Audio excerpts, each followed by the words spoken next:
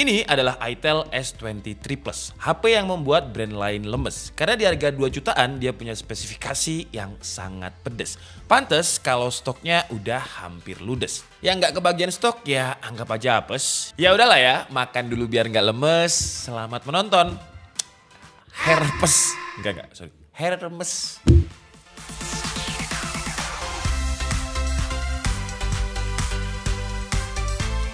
Ya, jadi ini adalah Itel S23 Plus yang kalian udah tahu lah, ini HP hype banget dan saya termasuk pembeli yang apes. Karena kemarin ketika launching dia itu promo harganya jadi 1.899.000 dan saya nggak dapet karena stoknya habis untuk yang harga itu. Dan akhirnya setelah beberapa menit kemudian ada lagi stoknya, tapi harganya udah berubah. Saya ini dapat di harga 2.149.000. Masih oke lah ya, karena sekarang kalau kalian lihat di Tokopedia karena eksklusif launchingnya di Topet, harganya itu jadi 2.299.000 dan harus PO dulu 10 hari. Dan buat kalian pembeli awal-awal, boh itu enak banget, udah harganya murah 1.899.000, bonusannya banyak. Saya yang harga 2.149.000 itu dapatnya kayak ini ya, jadi ada adapter dan juga ada tempered glass. Saya lihat di beberapa feedback pembeli pertama ada yang dapat smartwatch, ada yang dapat power bank. Jadi memang gak gimmick untuk bonusan ketika kalian awal-awal beli. Tapi ketika awal-awal beli, wah itu susah banget untuk dapatnya ya. Yang di harga 1.800.000 karena di Topet itu stoknya ada, tapi ketika dibeli stoknya tidak ada. Jadi ibaratnya ini kayak war tiketnya Coldplay gitu. Susah banget untuk dapat harga itu dengan bonusan yang lebih banyak. Kalau Coldplay itu kan karena dia nggak pernah manggung di Indonesia, jadi ini baru pertama kali banyak orang yang minat dan banyak calonnya juga. Kayaknya Itel S23 ini juga banyak tengkulaknya juga. Karena bayangin aja di harga 2 jutaan dia udah dapat layar AMOLED curve, jadi bukan hanya sekedar AMOLED, tapi juga udah curve dengan under display fingerprint. Wah gila kak, bayangin aja kemarin si Itel S23 yang tanpa plus mereka itu udah kayak bikin standar baru di kelas HP 1 jutaan dengan RAM 8GB, storage 256. Dan sekarang di Itel S23 Plus ini mereka bikin standar baru lagi 2 jutaan HP dengan curve AMOLED dan juga under display fingerprint. Jujur aja saya masih nggak percaya ya Itel bisa semurah ini, jadi saya tuh kayak berpikir kritis, ini kenapa dia kok bisa murah. Jadi di next video saya akan bongkar si Itel S23 Plus ini untuk kita tahu komponen dalamnya ini kenapa dia bisa murah, apa yang ada di dalamnya gitu. Karena saya penasaran banget. Tapi sekarang kita bongkar dulu aja dengan harga 21. Tapi mungkin kita bongkar untuk bonusannya dulu ya. Ini charger. Nah, charger ini kalau misalkan kalian termasuk pembeli yang tahap awal di 15.000 batch pertama, kalian masih bisa dapat adapter yang adapternya ini lumayan. Ada di 18 watt. Terus dia juga udah Type C ya kabelnya kayak gini dan kita juga dapat tempered glass. Wah. Tempered glassnya ini bukan screen guard ya, bedakan antara tempered glass dan juga screen guard. Boxnya pun juga lumayan premium untuk tempered glassnya, nggak dibungkus plastik gitu aja. Dan karena si Itel S23 Plus ini curve, wah gila ya. Tempernya ini juga curve. Ini biasanya kalau misalkan kita beli sendiri ya untuk temper yang curve kayak gini, harganya itu masih lumayan. Wih, coba kalian lihat ya, dia ada NFC, terus juga ada dynamic bar-nya, RAM-nya 8GB. 8GB ya, jangan dibaca 16GB-nya, ini gimmick karena nggak ada pengaruh ke performa sama sekali. Terus storage-nya 256, kita coba lihat, wih. Kayak gini kayak boxnya Kiket ya, warna merah.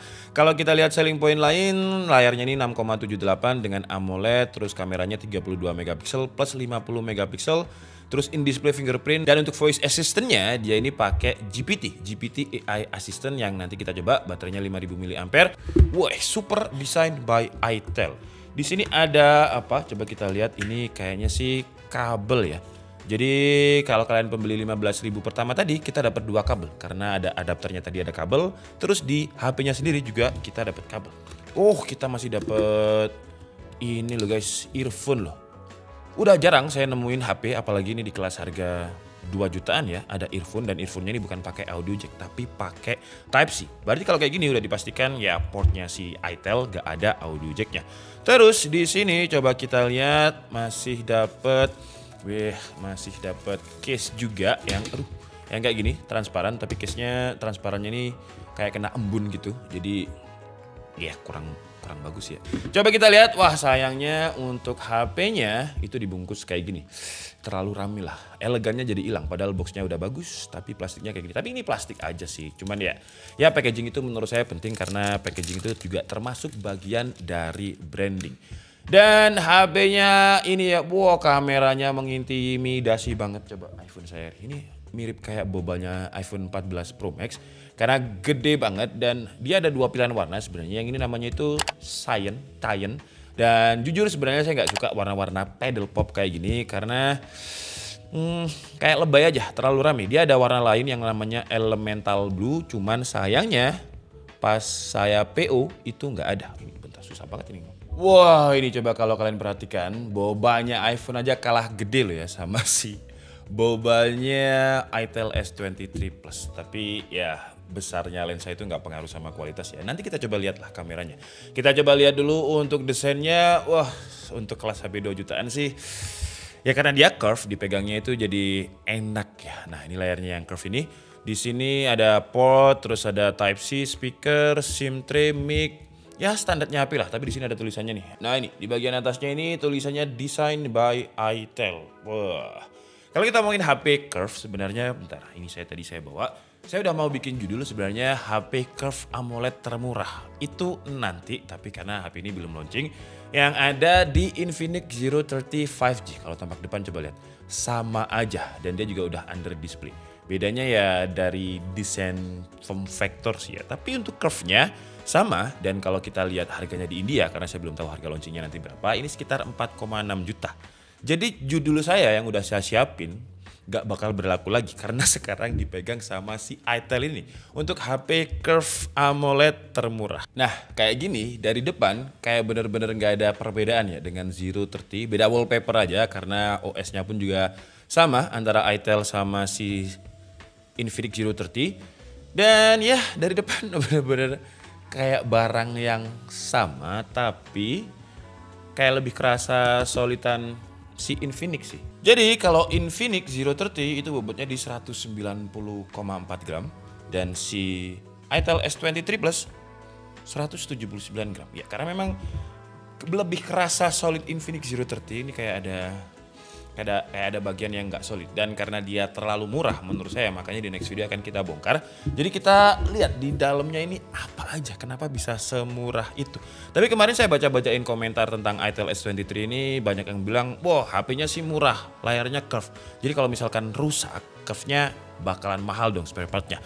Itu udah saya tanyakan ke pihak itel sih, dan kata mereka untuk ngecek itu sebenarnya gampang. Jadi ada aplikasi bawaan yang namanya adalah CalCare ini ya. Jadi ini adalah personal assistant-nya. Jadi kalau misalkan mau repair kita tinggal klik aja di aplikasinya ini, terus misalkan saya ya, bentar saya pilih lokasi saya Malang. Terus dia bakalan muncul service point-nya di mana aja. Terus kita tinggal pilih aja nih modelnya. Nah, misalkan modelnya ini itel. Nah, kita pencet itel terus kita cari modelnya. Wah, modelnya banyak ternyata. Jadi langsung aja kita, ini ada S23 nih. S23. Terus dia bakalan cari tempatnya di mana. Kita bisa reservasi dan kita bisa langsung bayar juga di sini. Modelnya itel S23 Plus dan di sini kita bisa lihat semuanya. Ini LCD plus frame 642.000. Jadi kalau misalkan ada apa-apa kita bisa langsung tahu nih harganya. Tuh, lengkap. Biasanya untuk HP-HP kayak gini, HP-HP yang flagship curve kayak gini itu dikombinasikan dengan chipset-chipset yang flagship juga. MediaTek yang Dimensity, Snapdragon yang 7 series, 700 series atau 800 series. Nah, kenapa sih itel ini bisa murah? Karena untuk chipsetnya dia itu dikombinasikan dengan UniSoC T616. Yang kalau kita lihat kompetitornya itu ada di yang resmi Indo ya, ada Realme C35, terus juga ada Infinix Hot 12 Pro itu pakai UniSoC T616. Harganya 1,5 jutaan. Masalahnya Realme C35 itu variannya cuma 4128, nggak ada NFC. Infinix 8128 nggak ada NFC. Nah si itel dengan harga 2,2 juta ada NFC 8256. Jadi dari sini aja dia udah terlalu murah. Kalau kita lihat harganya 2 jutaan, udahlah saya bisa dengan merem merekomendasikan kalau kalian cari HP 2 jutaan ya itel aja. Kalau dari sisi spesifikasinya aja. Cuman kalau experience kayak gimana, performanya gimana, nanti di next video ini kita hands on sedikit aja. Jadi untuk UniSoC T616 itu Antutunya dapat berapa sih? Nah ini dia dapatnya itu hampir 300.000 dan touchscreen-nya tadi udah kayak harus 2 kali gitu ya. Touchscreen-nya kayak kurang responsif karena di seri 030 5G ini, dia juga ketika saya mau pindah kamera ultra wide ke wide itu kadang harus touch-nya 2 kali. Jadi responnya kayak kurang gitu. Si itel ini gimana nanti pas kita cobain kamera saya ceritain.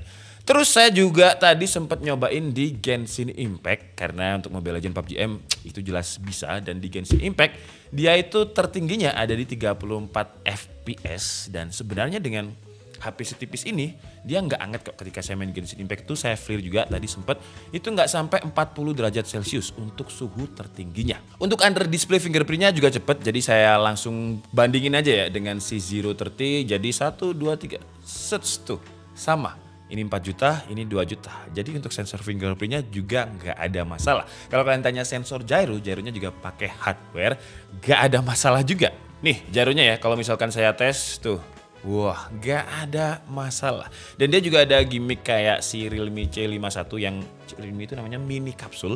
Kalau ini namanya dynamic bar. Jadi kalau misalkan kita mau buka layarnya pakai Face ID, coba kalian perhatikan nih, sets tuh langsung kayak dynamic island, kita buka.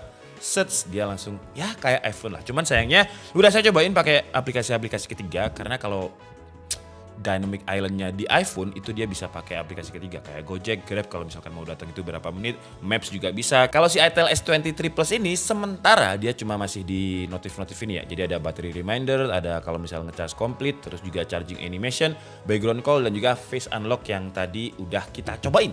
Terus untuk haptic feedback saya juga suka ya, karena haptic feedbacknya ini kalau dibilang kayak flagship, enggak, flagship itu lebih tactile, lebih enak. Tapi kalau dibilang kayak HP entry level atau mid range, enggak juga. Karena kalau HP entry level atau mid range itu biasanya kalau kita ketik pesan kayak gini ya, getarnya itu kayak seluruh badannya getar. Ini enggak, tipis, walaupun feelnya enggak kayak flagship. Tapi untuk kelas HP 2 jutaan, menurut saya haptic feedbacknya enak banget sih. Dan untuk kameranya, biasanya HP-HP 1 juta 2 juta itu kameranya kayak, kalian tahu laptop dengan webcam yang VGA zaman jadul-jadul gak sih? Kayak gitu.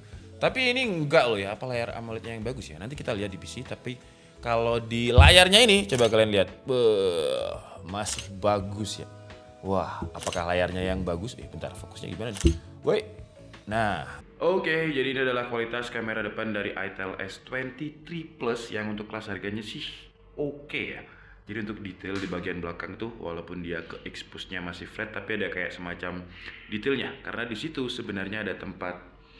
Oh, tapi dia agak getar ya. Ini saya jalan mundur, kerasa getar. Getar dan jitternya. Nah, di situ sebenarnya ada kayak semacam ya kayak kitchen set dan mining rig saya di situ. Nah, kelihatan. Biasanya HP yang kelas 1 sampai 2 juta tuh dia bakalan flat kayak gini. Flat banget, tapi ini masih ada detailnya. Cuman memang dia masih getar, tapi untuk skin tone masih oke, detail juga masih oke di bagian situ. Kalau indoor, noise di sini juga nggak begitu kelihatan. Dan kita coba kalau digunakan di outdoor. Kalau di outdoor, masih oke loh ya. Untuk kelas harganya sih, good job sih itel ya. Sekarang kita coba kalau untuk backlight.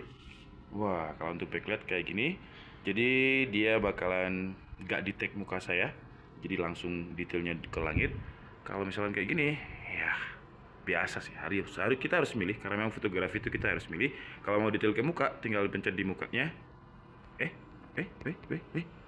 Oh, dia nggak bisa dipencet, bentar.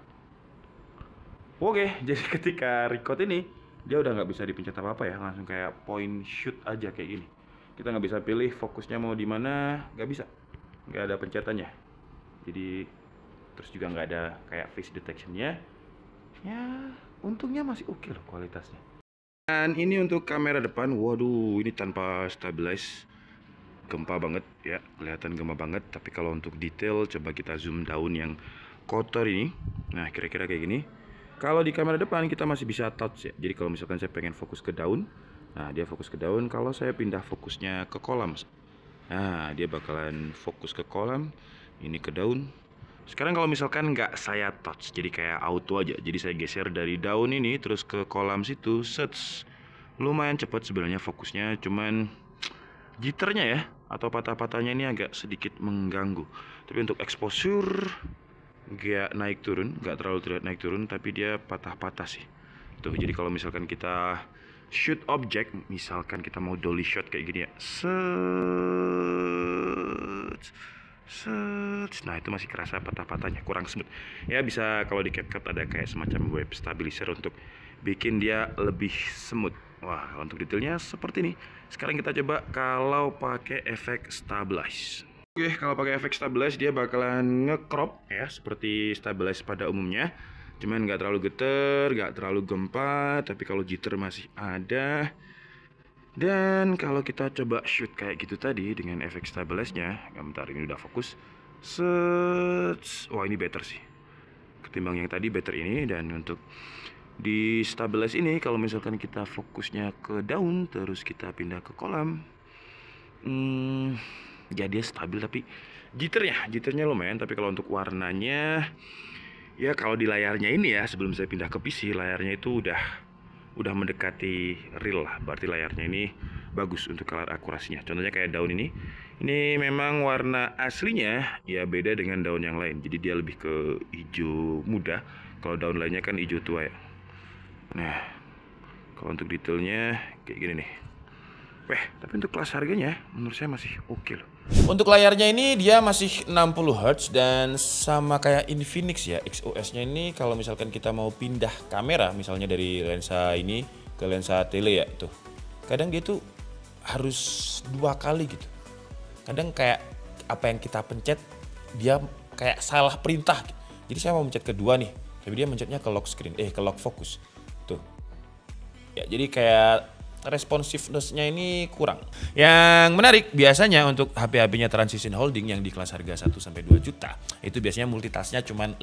Tapi ini wow, udah saya coba udah 10 touch. Sayangnya ya, walaupun layarnya ini dia udah Full HD Plus dengan 1080p x 2400, tapi untuk di Netflix security wideband levelnya itu masih di L3. Jadi kita belum bisa nonton konten yang Full HD. Kalau di YouTube walaupun kontennya ini udah saya pilih konten yang 4K HDR 60 fps, tapi dia di upscalingnya itu di 1080p 60 fps. Dan untuk hasilnya coba kita lihat, wah ya karena OLED ya warnanya itu lebih keluar, terus kontras rasionya juga lebih dapet. Jadi kalau kalian lihat ada bagian-bagian bulu beruangnya itu yang hitam, terus bagian bulunya yang nggak hitam atau terang. Jadi gambar terang dan gambar gelapnya itu bisa terseparasi dengan bagus gitu. Warnanya juga hijaunya itu hijau-hijau khas AMOLED. Suaranya juga surprisingly oke loh. Coba kita, walaupun dia belum stereo ya, jadi cuma satu aja di bawah. Tapi untuk kelas 2 jutaan, bassnya ini masih ada, nggak cempreng gitu. Dan ini volume 100%. Dia nggak gembret, nggak pecah suaranya. Oke lah, jadi mungkin cukup itu aja untuk unboxing dan juga sedikit hands on dari Itel S23 Plus. Di next video saya akan coba hajar dia. Saya coba gimana caranya Genshin Impact dia biar bisa stabil, entah itu pakai cooling atau kita coba pakai apa biar stabil. Dan juga kita bakalan bongkar dia di next video karena saya udah beli alat nyari, tolong Ri. Ya, jadi ini saya udah beli blowernya untuk kita bongkar dan kita transparansikan nanti di next video karena saya masih penasaran kenapa dia bisa murah. Oke lah, kalau kita ngomongin prinsip ekonomi, karena dia seharusnya dia memang memproduksi massal atau banyak banget, karena dia aja berani klaim 15.000 pertama pembeli akan dapat adapter dan 15.000 untuk produksi, itu banyak banget. Jadi kalau produksinya semakin banyak seharusnya cost-nya lebih rendah. Tapi tetap kok bisa semurah itu? Jadi saya masih penasaran. Kalau kalian juga penasaran, coba tulis di kolom komentar deh. Kalian nanti mau ketika dibongkar itu kalian mau ngecek apa, atau dari sisi software kalian mau saya ngecek apa? Tulis aja di kolom komentar. Karena kalian penasaran gak sih? Sebenarnya bukan karena ya dia jelas HP paling murah, rajanya HP 2 jutaan lah. Tapi kita harus cari tahu kenapa kok dia murah. Di next video akan kita bahas total kenapa dia murah. Saya Andika Setiabudi and see you on the next video. Bye bye.